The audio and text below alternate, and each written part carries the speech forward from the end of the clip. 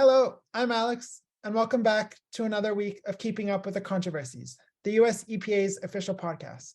I'm your host, and today we're going to talk about a very contentious issue, conflict minerals, and specifically a 2010 law designed to prevent their sale and trade, which is kind of a mouthful, the Dodd-Frank Wall Street Reform and Consumer Protection Act. Very briefly for our audience, a conflict mineral is any mineral that is mined and extracted in areas with significant conflict and wars, and they can kind of help prolong these conflicts. Conflict minerals are typically associated with the Democratic Republic of the Congo and neighboring countries where there is a brutal, horrible war. But at the same time, many of us consumers here in the US are buying products with conflict minerals in them from companies like Tesla and Apple. Sort of just to highlight important conflict minerals, first, we have tantalum, which is on the top left of this image, which is very common in capacitors for phones. On our top right, we have tin, which is most used in cans. On the bottom right here, we have gold, which is very common in jewelry. And sort of on the bottom left, we have tungsten, which is commonly used in filaments. And just important term to note, all these minerals collectively are called the 3TG.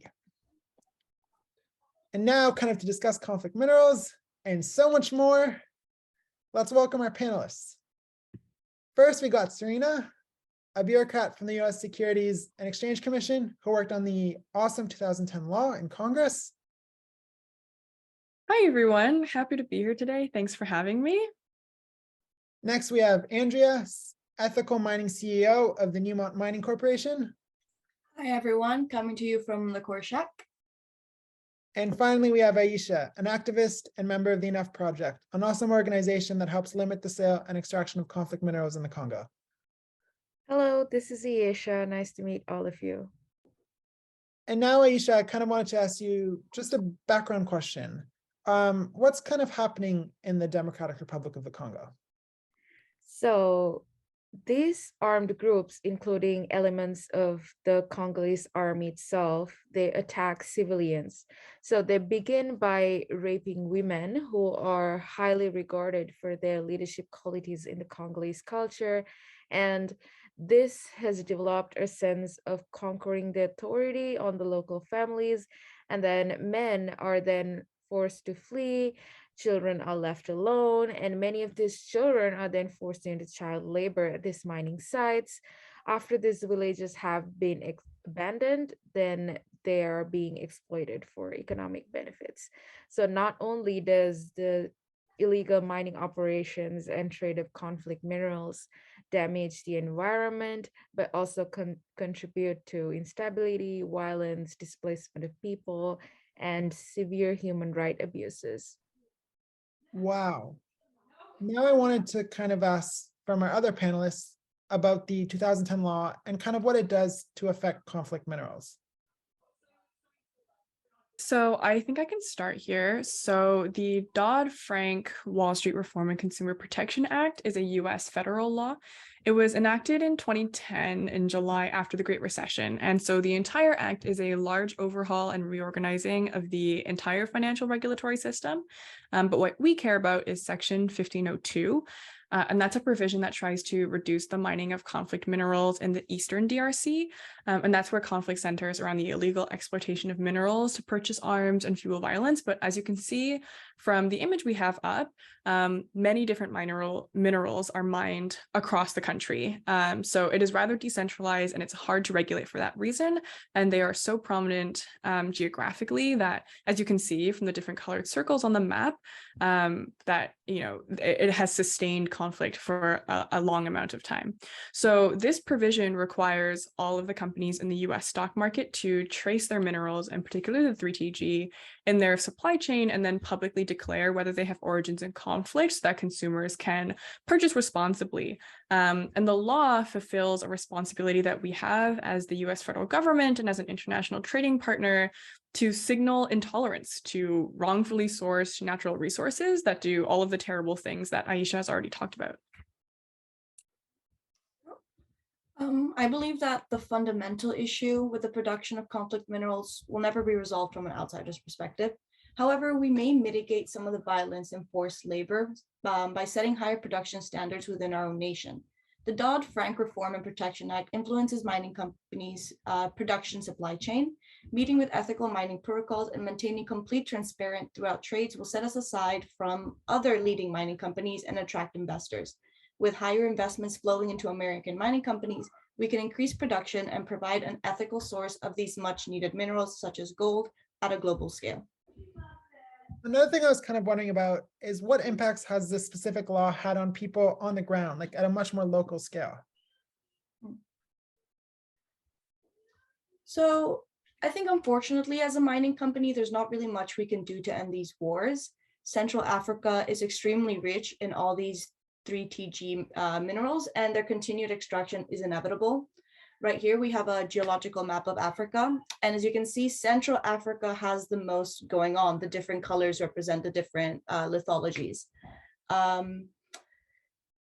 The DRC is located right in Central Africa, and it underwent several geological events that are unique to the area and for the production of these minerals.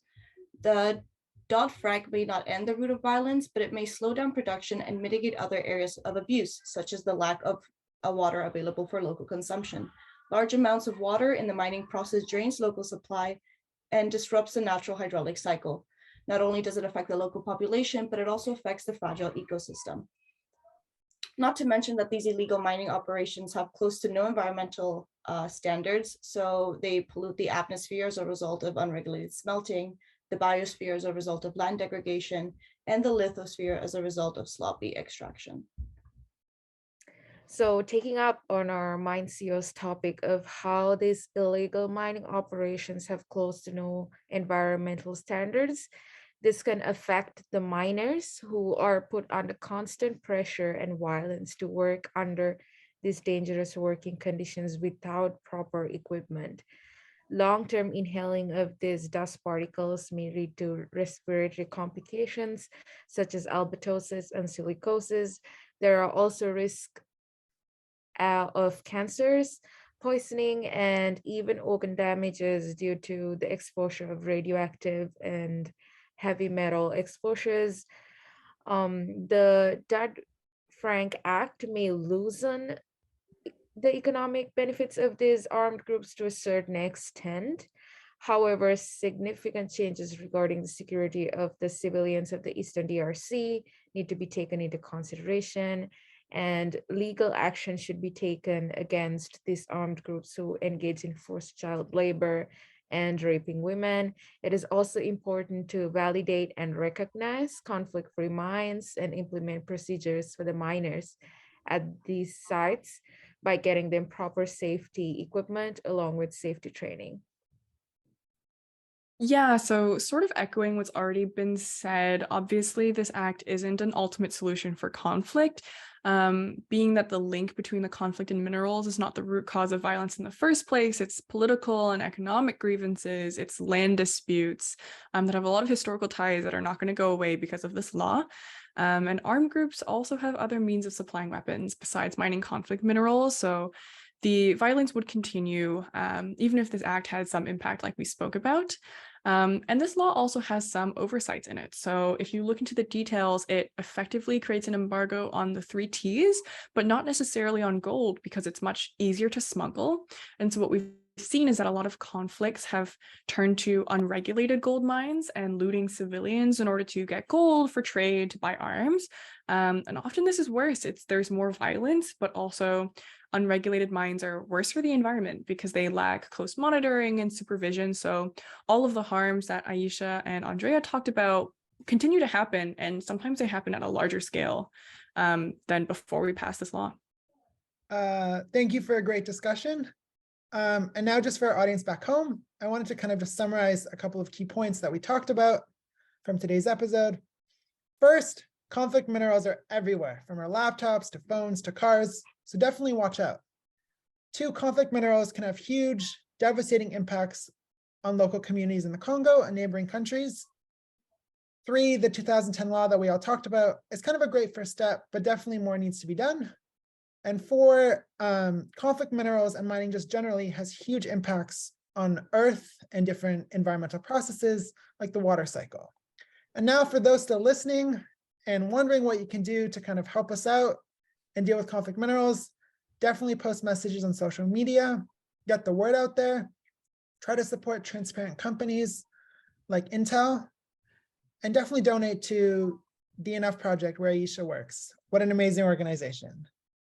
And now finally, thank you to all our listeners, and see you next week where we will discuss strategic elements like lithium mining in Bolivia.